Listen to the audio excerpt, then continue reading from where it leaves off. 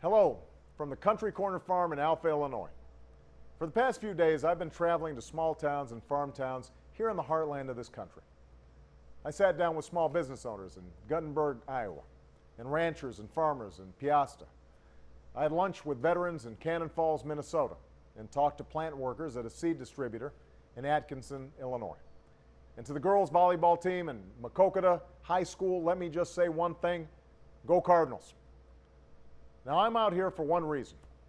I think Washington, D.C. can learn something from the folks in Atkinson and Peosta and Cannon Falls.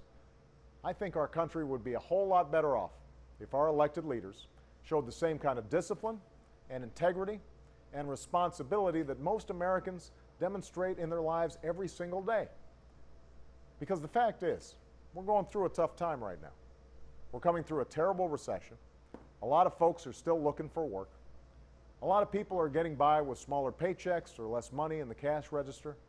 So we need folks in Washington, the people whose job it is to deal with the country's problems, the people who you elected to serve. We need them to put aside their differences to get things done. There are things we can do right now that will mean more customers for businesses and more jobs across the country. We can cut payroll taxes again, so families have an extra $1,000 to spend. We can pass a road construction bill so construction crews who are now sitting idle can head back to the work site, rebuilding roads and bridges and airports. We've got brave, skilled Americans returning from Iraq and Afghanistan. Let's connect them with businesses that could use their skills. And let's pass trade deals to level the playing field for our businesses. We have Americans driving Hyundais and Kias. Well, I want to see folks in Korea driving Fords, Chevys, and Chryslers.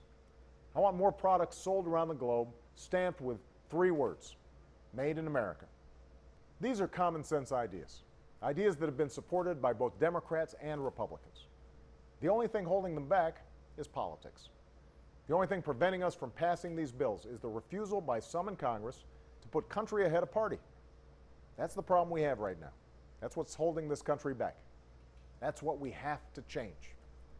Because for all the knocks we've taken, despite all the challenges we face, this is still the greatest country on earth.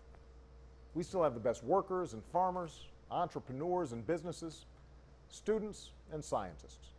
And you can see that here in Alpha. You can see it along the country roads that connect these small towns and farmlands. You know, these past few days I've been seeing little kids with American flags and grandparents in lawn chairs. I've shaken hands with folks outside machine shops and churches, corner stores, and farms. It reminds me of why I got into public service in the first place. Getting out of Washington and spending time with the people of this country, seeing how hard you're working, how creative you are, how resourceful you are, how determined you are, that only makes me more determined to serve you as best I can as president. And it only makes me more confident in our future. That's why it's so important that folks in Washington put country before party. That's why it's so important that our elected leaders get past their differences to help grow the economy and put this nation back to work. Because here in Alpha, it couldn't be more clear. If we can come together, there is no stopping the United States of America. There's no doubt that our future is bright. Thanks, and have a great weekend.